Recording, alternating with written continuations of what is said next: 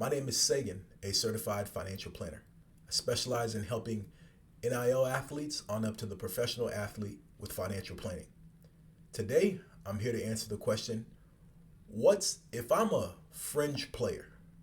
In other words, if I'm not a roster certain player and that there's a possibility I can get cut, what's the best way to prepare myself for that? The answer to that question is a savings bucket. You have a savings bucket for that. So, I said that to say this. There was a great article that I read several years ago. It was an ESPN article. It was by Justin Hackert. And the title was 10 Mil the Hard Way. And it was by a running back in the area that I live in by the name of Ernest Graham. Phenomenal athlete. I remember him when I was growing up.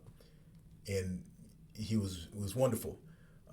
One of the best players to ever come out of this area.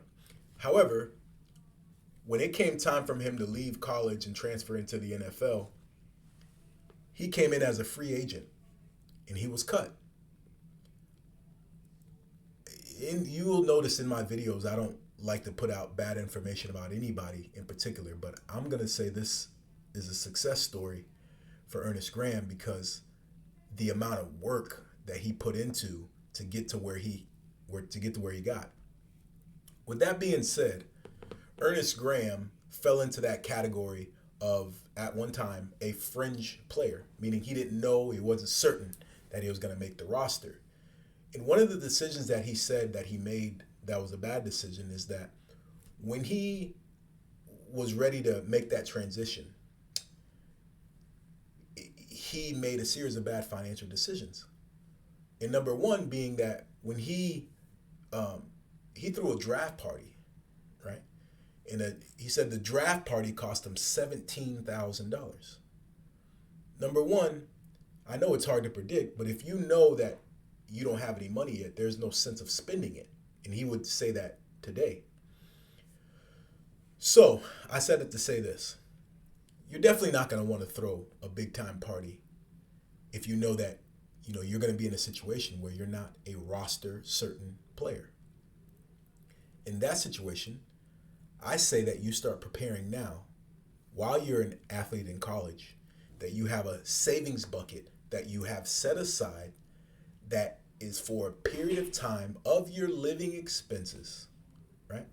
So that it can last you. Let's say in your situation, you want to give yourself a year or maybe 2 years of just pretty much making sure that your living expenses are taken care of and that you have enough money to pay your trainers or your facilities that you go to, that you have enough money set aside. So you literally, while you're in college and making money, you literally have a bucket that you are putting aside on a regular basis that's accumulating assets so that you're literally building those assets so that when that transition times come, you literally have a pool of money set aside that you can draw from that's going to last you 1 to 2 years of living expenses, of essential living conditions, essential living expenses. So you have set aside so that you can draw from those assets